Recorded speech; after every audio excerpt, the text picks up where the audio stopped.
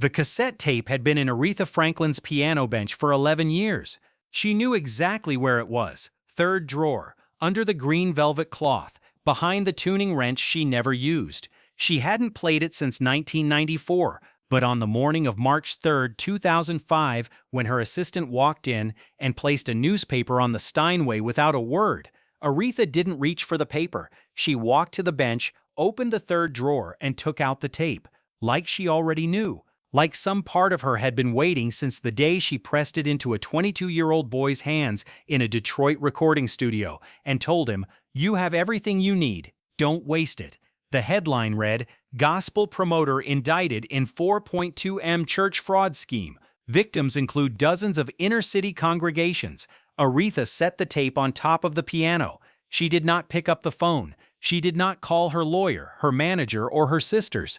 What she did was sit down, press her fingers to the keys, and play the song she had recorded on that tape, the one she had written for him and never released, until she couldn't anymore. Oh, you enjoy the channel? Make sure you're subscribed. It really helps us. To understand what that tape meant, you have to go back to the spring of 1987, not to a concert hall, but to a small Baptist church on the west side of Detroit, on a Tuesday night when the parking lot was half empty and the heat inside was the only thing keeping the congregation awake. Aretha Franklin was 45 years old that spring, and she was tired in a way that success doesn't fix. The previous decade had rebuilt her commercially, Freeway of Love, the Grammy run, the magazine covers, but something quieter had been eroding underneath all of it. Her father, the Reverend C.L. Franklin, had died in 1984 after 5 years in a coma, and with him went the first language she had ever truly spoken, gospel. By 1987, she had not sung in a church that wasn't a performance in longer than she could remember. There is a difference. She knew the difference better than anyone.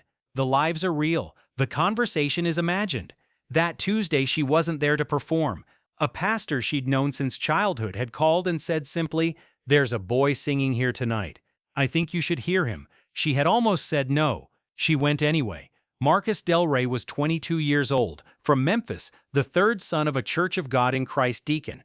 He had been in Detroit 4 months, sleeping on a cousin's couch, working mornings at a sheet metal yard, singing wherever anyone would have him. His suit was a size too large, and his shoes were wrong for the weather. When he first opened his mouth, Aretha thought, raw, completely raw.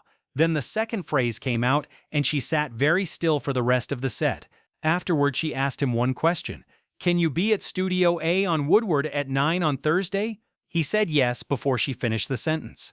What happened over the following 6 weeks doesn't get written about because no one was selling anything, no contract, no label, no press release. Aretha came in on her own time with her own musicians and worked with Marcus the way her father had once worked with her, listening first, correcting second, demanding everything. She stopped him mid-phrase and made him start again, sometimes 8 or 9 times, until something shifted. By the end of May, Marcus had what he hadn't walked in with: discipline, focus, and a precise understanding of what his voice could carry. One specific afternoon stays in the account of everyone who was present. Marcus had been working a particular passage for 2 hours, hitting the same ceiling every time, technically correct, emotionally inert.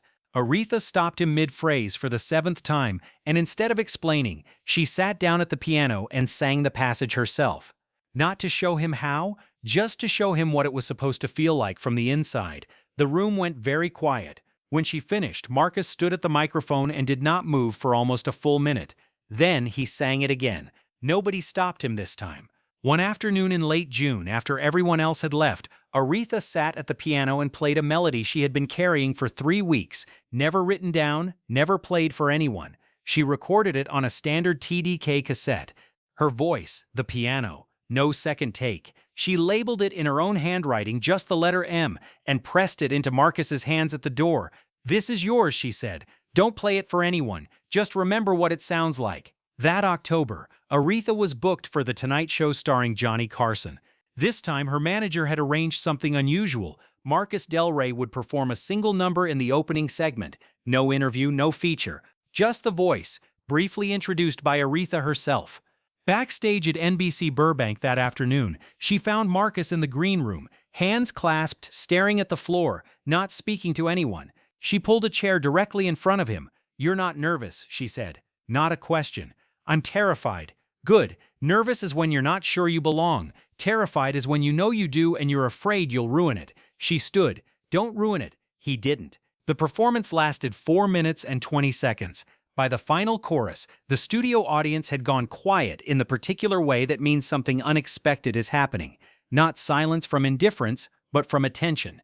Carson watched from his desk without writing anything on the notepad in front of him. After the commercial break, with Aretha at the desk, Carson leaned forward and asked something not on any pre-interview card. Why this kid? You could have introduced anyone. Aretha looked at him for a moment. Backstage 20 minutes earlier, he had asked the same thing more quietly while her mic was being checked, and she had deflected. Now, on camera, she found she couldn't deflect in the same direction. Because he gave me something back, she said. Something I thought I'd already buried.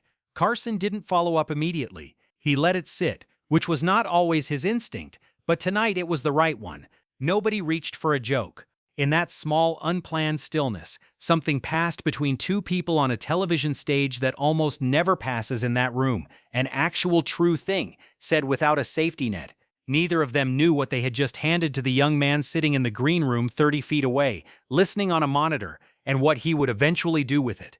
Carson's car left the NBC Burbank lot at 11:43 that night. His driver took the usual route, Cahuenga, then the 101, and Carson sat in the back and watched the road, not thinking about anything specific, just watching the lights come and go through the window, the way Los Angeles dismantles itself at midnight into something almost quiet. He did not put on the radio. He did not make any calls. He had a habit after difficult tapings of needing the drive to be just a drive, no debriefing, no next day planning, no reaching for what the moment meant. Tonight the drive lasted 31 minutes. He watched the road the whole way. When the car stopped in front of his house, he sat for a moment longer, then got out without saying anything, and went inside. After that night, Aretha didn't manage Marcus or track his movements. She had done what she set out to do.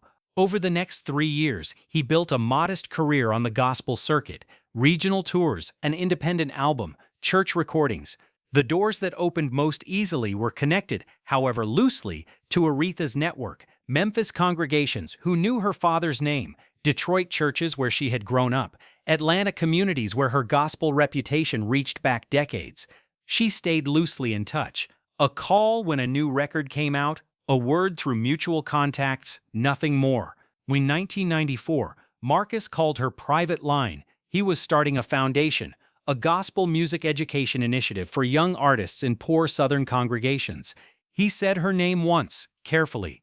I learned what I learned from you. I want to pass it on. She told him to use her name if it helped with churches that knew her. She did not ask for paperwork. The call felt like the natural continuation of something she had started in that Detroit studio 7 years earlier, like proof that what she had sensed in him on that Tuesday night had been real. She hung up and went back to work. She would not speak to Marcus Del Rey again for 11 years. The next time she heard his name, it would be on a newspaper placed silently on her Steinway, and by then, the list of churches he had defrauded would include 17 congregations that Aretha Franklin had personally vouched for, by name, when he'd asked her to. She had not known. That, in the end, would be both the most important fact and the least comforting one. Toitiv listen Frady Kurthing Buoyancy it does got it the warning of March 3, 2005 moved slowly. Aretha sat at the Steinway for a long time after she stopped playing. The cassette tape sat on top of the piano where she had placed it, its plastic casing catching the gray Detroit light coming through the window. Outside, the street was doing what streets do. A delivery truck, a dog, someone's radio 2 houses down, and none of it touched the room she was in. She had read the article 3 times by then. The details accumulated the way bad news always does, methodically, without mercy. Marcus Del Rey, 40 years old, had operated what federal prosecutors described as a systematic fraud targeting black church communities across Tennessee, Mississippi, and Georgia. The vehicle was a nonprofit called the Southern Gospel Arts Foundation. The pitch was straightforward, and for the communities he approached, nearly irresistible. A chance to preserve and develop gospel music in underserved congregations, to give young voices a path, to build something lasting. Donors gave what they could. Some gave everything they could. Total amount defrauded, $4,200,000. Victims, 61 congregations. Estimated recovery, less than 12%.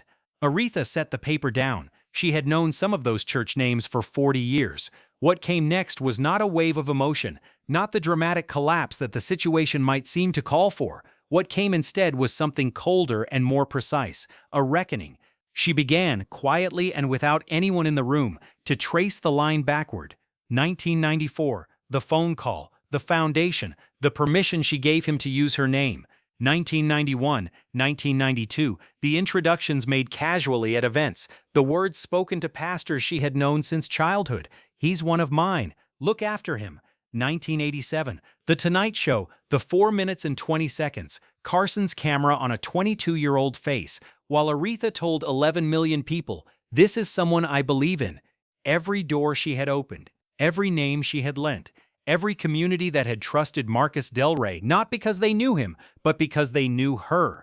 The Birding Rock. So she sat with that for a long time. Then she picked up the cassette tape, turned it over in her hands once, and put it in her pocket. The call she eventually made that morning was not to her lawyer.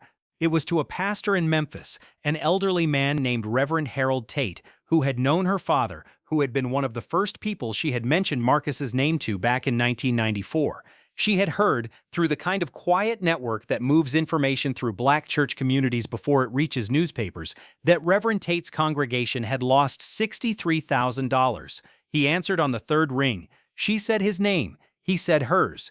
There was a silence, not awkward, not hostile, just the silence of two people who have known each other long enough to not need to fill space immediately. "I wanted to call you before anything else happened," Aretha said. "I know," he said. "I didn't know. I know that too." Another silence. 9 seconds. She counted them without meaning to. 9 seconds in which Reverend Tate said nothing, and she said nothing, and somewhere between them, across a phone line between Detroit and Memphis, something either broke or held. She still wasn't sure which afterward. "And are your people all right?" she asked. "They're hurt," he said. "They'll survive hurt. They always have." She asked if she could come. He said yes. She did not ask for forgiveness. She did not offer explanations. She had decided, sometime in those 9 seconds of silence, that explanations were not the thing Reverend Tate's congregation needed from her, and that coming to ask for absolution would be a further imposition on people who had already had enough taken from them. What she could offer was presence and eventually something more concrete. What she couldn't offer, what she understood, sitting at that piano in the gray Detroit morning with the cassette tape in her pocket and the newspaper folded on the bench, was the thing Marcus had actually stolen from her. Not money, not reputation.